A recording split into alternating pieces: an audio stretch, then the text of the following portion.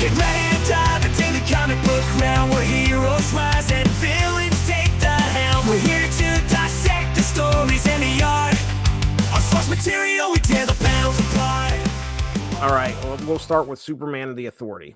Okay. All right, so let me just tell you this much. This is not the book I thought that we were going to be reading. When you threw this at me, what was going through my head was Superman versus the Elite. And I don't remember if we've discussed that on here or if you've ever had the chance. I know the Elite's referenced in this. Have you ever had a chance to either read or watch? Okay. No. So Superman versus the Elite is a great story. I'd have to look it up to see if maybe it was Grant Morrison that told it. I don't know. But that was what I thought we were getting here. You mentioned Manchester Black, and I was like, oh, yeah, I'm in. I definitely want to read that. Because his battle with Manchester Black in Superman versus the Elite is kind of like where he's starting at in this book. Now it sounds like some people are upset with him, and that's why he left Metropolis in this book. In Superman versus the Elite, the extreme age versus the golden age is pretty much what you got. The 90s versus the 50s. The apple pie and Boy Scout Superman. And here comes Manchester Black with his rogues gallery of people who are going to set the world the right way, and he doesn't care how he's going to do it. He has no compunction killing world leaders to make sure that what is supposedly done right in his eyes is done. Basically, there's a big climax where there's a fight, and Superman's finally able to outsmart him, and he messes them up pretty good. All right, so that was Superman versus the Elite. Now, we open this thing up, and Manchester Black's in a completely different situation where he's trying to live his own life in an apartment. Let's go ahead and I'll give the creative team the release info here. So this comes out in 2021. This 4-issue series from DC. First issue hits the shelves July 20th of 2021. Our writer is Grant Morrison. Our artist in pencils and inks, Mikael Janin, Travel Foreman, Fico Ossio, and I've had fecal osseo all day. I'm gonna have to go right now. I'll be back. Evan Kate. I purposely did not eat anything before this podcast because I didn't want to have a case of fecal osseo. Last thing I needed. Stay alone for 20 minutes because I was in the bathroom. Get the wet wipes out. Evan Cagle is our last person credited there for Erica pushed me in the shower because I had fecal osseo all over me. Get in there and wipe. And wash at the same time. I'm making part of this poor man's name. Colorist Jordi Belair, Sebastian Shang, Dave Stewart, Alex Sinclair. Letter by Steve Wands and Tom Napolitano comes in on the 4th issue. And so there you go. There's our credits. So you got this one. Is this an Ollie special or what's the deal? No, so I was looking for, when we pushed on you doing All-Star Superman, I was like, well, I have to find 3 books. Everything we do with Jesse is 3 books. I think also I had heard James Gunn was doing something with the Authority in his universe. So the original triple feature from the summer was supposed to be All-Star Superman, Supergirl, Woman of Tomorrow, and then because I think James Gunn said he was doing something with the Authority, I was like, okay, that'll be the 3rd Superman book then. And then we have 3 super books for a triple feature. I think I actually said to you, this is 12 issues. This is more than and then we had just done Darth Vader. Was the other side of this. It was just I made you read like long Darth Vader. Darth Vader was 5 books, something along the lines of 20, 25 issues, 30 issues. Okay. So it was like 30 issues, and I didn't want to do that to you again. Also, you were threatening me. So I was like, I better lose 2 of the books. But by that point, I'd already bought them. So that's how we ended up on Superman and the Authority. It looked cool. I don't have any other great insights than that. It is weird. Superman is not my favorite character in DC, and I would tell you, of late, that I feel like that's all we talk about is Superman book. Whenever I bring up anything from DC, it's either Superman or Batman. Well, plenty of those stories out there. That is true. To set the stage here, it's important to understand where Superman's at in his life. By the time the story begins, Superman's not the bright-eyed symbol of invincibility. We remember he's older now. He's graying at the temples. This looks like Kingdom Come Superman. The emblem there is black and red, not the classic yellow and red that we usually see. He's worn down. He's starting to feel the limits. Even his Kryptonian body is kind of giving out on him a little bit. Superman has entered middle age. He has. Years of battles taking their toll, and his powers are beginning to fade. But what's maybe more significant than that, his sense of frustration, or that it's his sense of frustration. The Justice League, his old team, his old way of doing things, it's just not cutting it anymore. They become reactive, more focused on damage control instead of real progress. Superman, as written by Grant Morrison, realizes that just being a shining example isn't enough. The world has grown cynical, more complicated, and the big heroic gestures that once inspired everyone don't land the same way they used to. He's self-aware enough to know that the cape doesn't carry the same weight anymore, but the ideals behind it still matter. So he decides it's time for something different. As Superman and the Authority begins, we're meeting a hero in transition. His strength is fading, but his faith in people hasn't. He's not leading from a place of power anymore. He's leading from belief. This isn't Superman the god, it's Superman the mentor, the strategist, the man still holding on to a promise he made long ago to build a finer world. So that's what we're getting into here as we jump into Superman and the Authority. All right, well, I'm going to hop into the pod synopsis here. I thought this was Superman versus the Elite. Not the case. Superman, the Authority. This is a 2021 comic book by Grant Morrison. I was, before I even opened the page, it's like, well, I mean, it's not Superman versus the Elite, but I'm excited here. We got Grant Morrison. I think we read some Grant Morrison recently. What was it that we had read that was DC? Was that the one where he was fighting all the Bizarros and he went to the Bizarro planet? Was that Grant Morrison too? I cannot remember now. Didn't Grant Morrison do a lot of the Doom Patrol? Doom Patrol, yeah. Mm-hmm. Which is the weird stuff, and I think that's why I relate it to the thing where he went to the Bizarro world and So we had to have read something that was Superman related earlier this year. It was just recently, like a few months ago. But anyway, so here, I'll yell the answer at you. Okay, it was fucking Superman. Yeah, okay, that's Grant Morrison, right? Frank Quitely. It's Grant Morrison. Grant Morrison. Okay, all right. So again, we're doing another Superman Grant Morrison book. Again, you had this slated with All-Star Superman. Makes sense. Let's get into the synopsis here. Decades after a private meeting with President John F. Kennedy in 1963, Superman still clings to the promise he made that day to help build a finer world. But time has worn down both his optimism and his strength. The world he once inspired has grown darker, more divided, and less trusting of heroes. The Justice League has lost its way, consumed by endless crises. And Superman, his powers fading with age, realizes that he can't save the world alone anymore. Determined to make one last stand for hope, he recruits the most unlikely ally imaginable, Manchester Black, a bitter telepath and former enemy known for his contempt toward everything Superman stands for. Despite their clashing worldviews, Superman saves Manchester's life and challenges him to put his cynicism to use for something greater. Together, they begin assembling a new team, one that operates outside the law but within Superman's enduring moral compass. They recruit Natasha Irons, the brilliant young inventor Steel II, who battles a weapon. This is John Henry's granddaughter, I want to say, or maybe daughter, who battles weaponized misinformation and digital extremism. Apollo and Midnight are hardened lovers and soldiers forged by violence. And June Moon, the tormented Enchantress, whom Superman helps merge with her darker half to become whole again. Along the way, they face surreal and dangerous missions, fighting AI-born monstrosities, rescuing souls trapped in psychic hells, and stopping demonic entities that prey on despair. For Superman, every victory is proof that even outcasts and broken people can rise together to defend the light. As their ranks grow, the threats escalate. Old enemies return in new forms. Ultra-Humanite possesses Solomon Grundy's body in a bid to steal Superman's brain, while Brainiac manipulates events from orbit, declaring humanity too self-destructive to survive without control.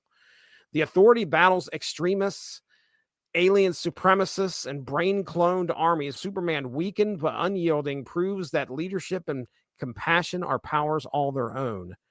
With Lois Lane's help, he turns Brainiac and Ultra-Humanite's alliance against itself, exposing the limits of cold intellect untempered by empathy. In the aftermath, Superman admits that his time on Earth is ending. Poisoned by kryptonite and aware that his legacy must endure without him, he entrusts the Authority with his dream. Standing before his assembled team, heroes and anti-heroes alike, he declares a final mission to free War World. a planet enslaved by tyranny, and prove that even in a broken age, hope can still prevail. As lightning flashes across the Fortress of Solitude, Superman and Manchester Black look upon a cosmic warning. Light Ray, which is a message from the source itself, hinting that their struggle is only beginning. The series closes not on an ending, but a promise fulfilled, a dawn of a finer world built by flawed heroes who still believe. So there you go. That's a synopsis of what happens in those 4 issues of Superman and the Authority. Mark, let's hear it from you, buddy. What do you think of the book? I thought it was an interesting idea. I think this concept of, well, we've tried the Justice League, and this doesn't go nearly as well as we'd like it to. And I'm getting older, and I'm willing to compromise some of my moral structures in my life to bring in who I think is the best suited to do the job. And I do think it's interesting because, in a way, the way that this is written, he's rejecting the Justice League, rejecting Batman, he's rejecting Wonder Woman, he's rejecting Flash, he's rejecting Green Lantern. He's like, there's something that all of these people are missing from what I need them to do. And I got a little lost with what his overall mission objective was, because it's not to be Earth saviors. There was something very specific. Like, he wants help creating things. This is more leaning on the Kryptonian science part of his brain. Do you remember what the actual mission objective was? Aside from putting this team together, he grabs Manchester Black and really relies on Manchester to come up with the people. No, I know, but why he decided he needed the Authority in the first place? I think a lot of it is just he's looking for a team that will take the steps to get things done. Well, I know one of the things he addresses the Phantom Zone's collapsing, and that's going to release a whole bunch of Kryptonians. Oh, yeah, our first mission is him like, okay, hey, I need Manchester Black to help me basically beat back these droids that are coming out of the Phantom Zone. So that's kind of like the first thing. I need your help. We need to be able to work together, because if we can do this, we can move forward. He's got to get Manchester Black on his side first. He's got to get him to, because Manchester Black hates him. Like, straight up hates him. This is because of the events that happen in Superman versus the Elite. And his moral compass, Superman's got this Boy Scout mentality, and Manchester Black is not that. So anyway, he brings him in, and that's our first mission. I think a lot of it is he wants Manchester to help put this team together, because he knows that since his powers are waning and there's something missing in the Justice League, he wants these people to be able to do this stuff kind of behind the scenes and actually be really successful doing it. But the thing is that he doesn't want it to be some kind of like off the rails, anti-government agency or something like that. That's just like a vigilante agency that's kind of working behind the scenes and doing stuff without thinking. He doesn't want to do a Suicide Squad. This is something where he knows that the fight is going to be for good, and he wants these people to work together and be able to accomplish that as well. Each of these people that are coming together have certain skills that are going to supposedly make that mission successful. That's the only thing I got out of it, aside from the very end where he's like, oh yeah, we're heading to War World, which will be one of the biggest challenges he's ever had. So that's what I got out of it anyway. So yeah, I like the idea that Superman's is like, at this point, I'm about the ends justifying the means. And while I'm not going to go as far as some villains might go or anti-heroes, I am absolutely about finding the best people for the job I need them to do. And if I deal with my usual people, I'm going to run up against a lot of... I hate to make this comparison. This is going to be a little weird for people. Okay. Hear me out.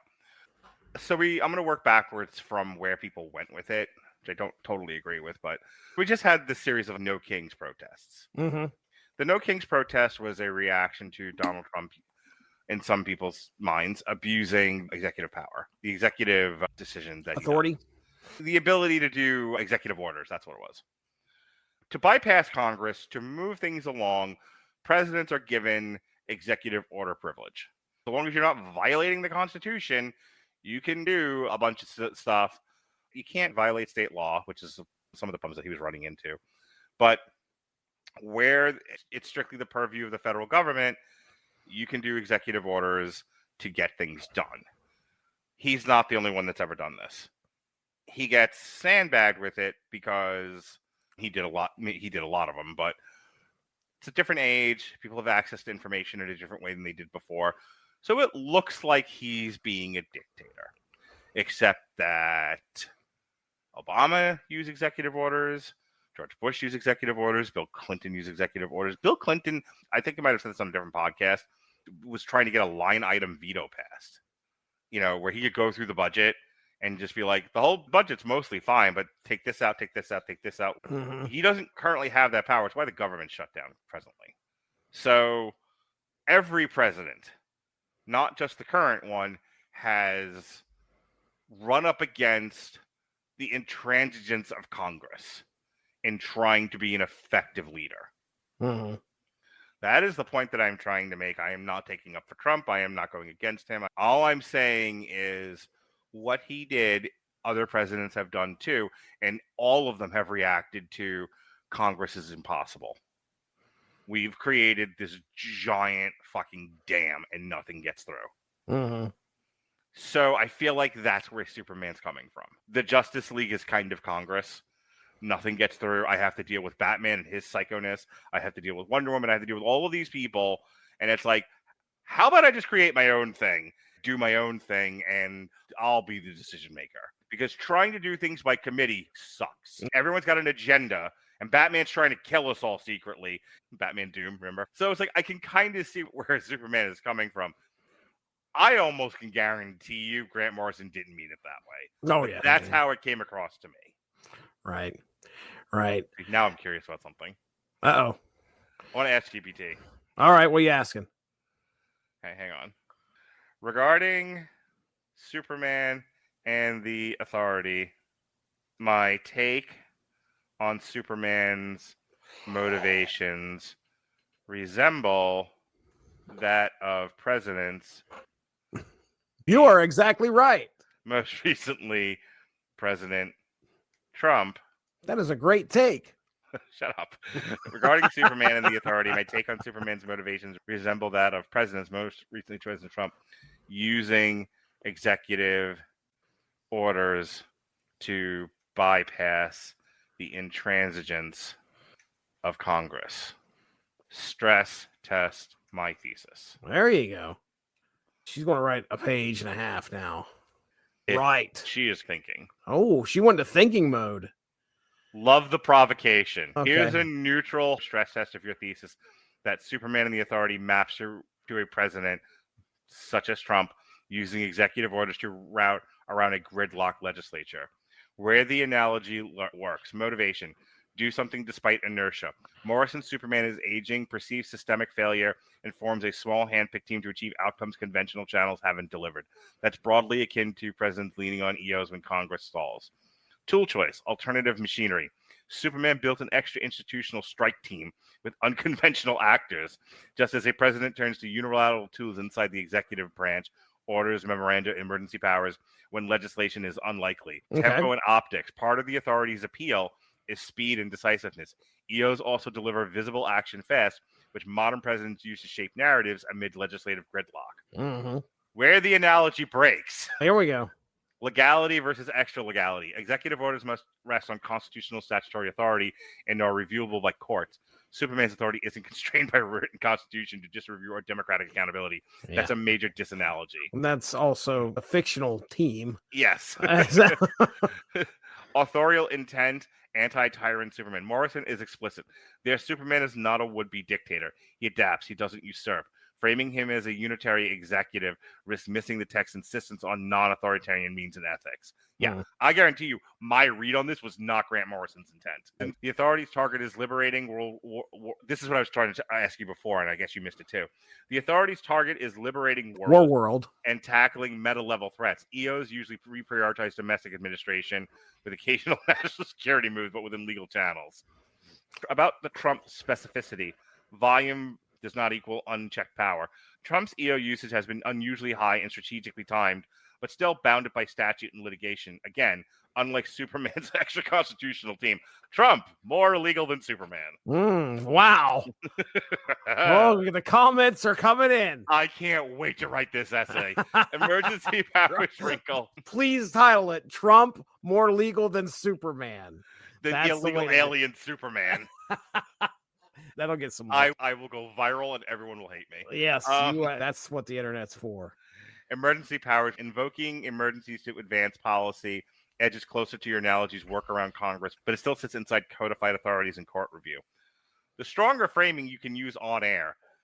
Oh. Shadow governance versus delegated governance. Superman forms shadow governance. Presidents use delegated governance. Similar impulse, very different legitimacy frameworks. Compromise machinery. Both are case studies in building compromise machinery when first best channels fail. Superman compromises on teammates. Presidents compromise by accepting narrower, reversible actions via EOs rather than the durable statutes. That's the other thing about, just as an aside, the executive orders go away when the president goes away. Yeah. Your decisive actor routing around gridlock lands thematically, but for accuracy on mic, stress test the motivational rhyme while flagging the institutional gap. Superman's workaround is extra-constitutional and author-driven. Presidential EOs are intra-constitutional and court-checked. The tension is the interesting part. There you go. Well, I think that qualifies as I'm so smart. I like it. You mentioned the War World thing. At the end of this, really what this book is, and I thought there was going to be a lot more conflict that these guys were going to either have with other teams or within each other.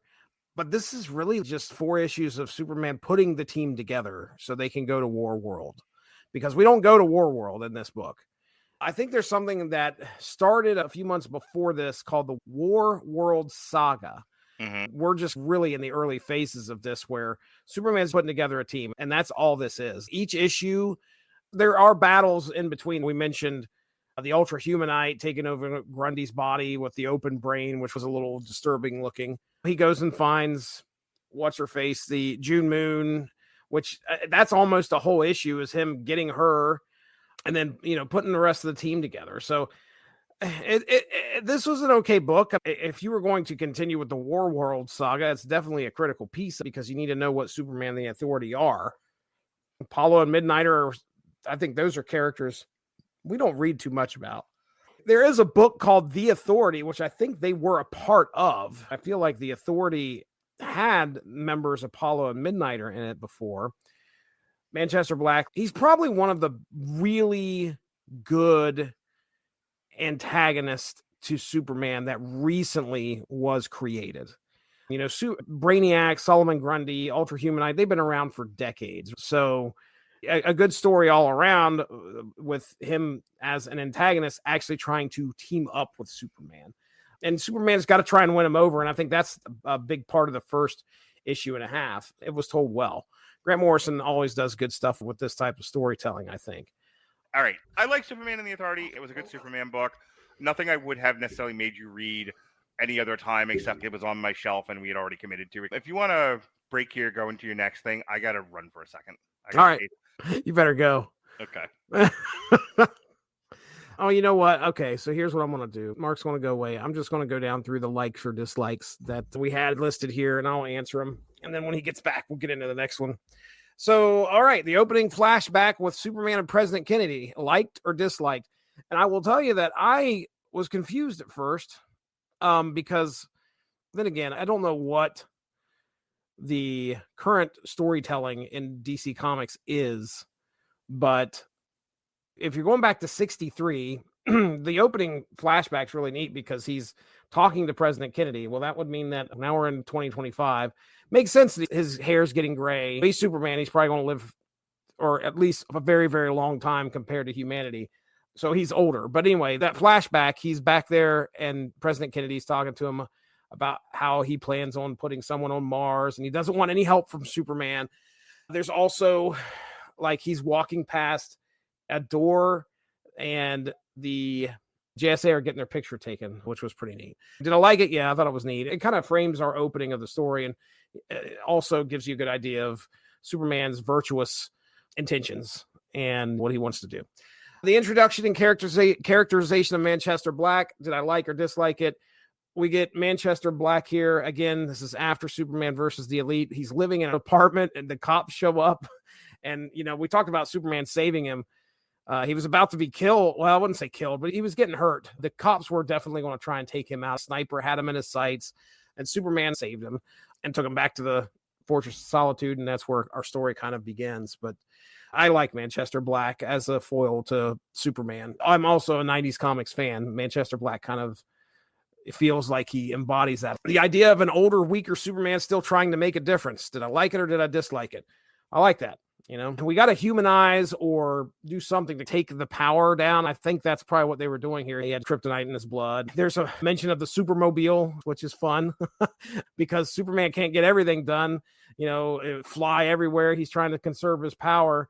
So he's got something like the Batmobile, but it's called the Supermobile, which actually comes into play a couple times, especially when he's fighting Grundy. He runs it right into him. The recruitment and banter between Superman and Manchester, did I like it or dislike it? I like that. I like them trying to figure out who their next team member is going to be. Manchester, like I said, was one coming up with all that. Natasha Irons, Steel 2, and her fight against the digital trolls and online toxicity. Now, this is where I would have loved to have Mark, because there's a moment in here, I think it's issue 2, where she is fighting femtotech. I cannot remember what they're called, but anyway, you know what I'm talking about, Mark, where Natasha Irons starts fighting the digital representations of trolls online, which I thought was hilarious. That was good. She keeps fighting. I can't remember who she's fighting first, but then they turn into actual trolls, and then they turn into edgelords. And then she's like, all right, show me your true face. It ends up being this AI that's scared of humanity or something like that. The depiction of Apollo and Midnighter, did I like it or dislike it? I liked it, I guess. You don't learn much about these people other than they are gay lovers. Midnighter gets Apollo a gift to be on the team with Superman, which was pretty cool. The gothic horror sequence involving June Moon and the Enchantress. This was definitely a shift in the book, and I thought we spent a lot of time there learning about who the Enchantress was. I guess we needed an introduction and understood.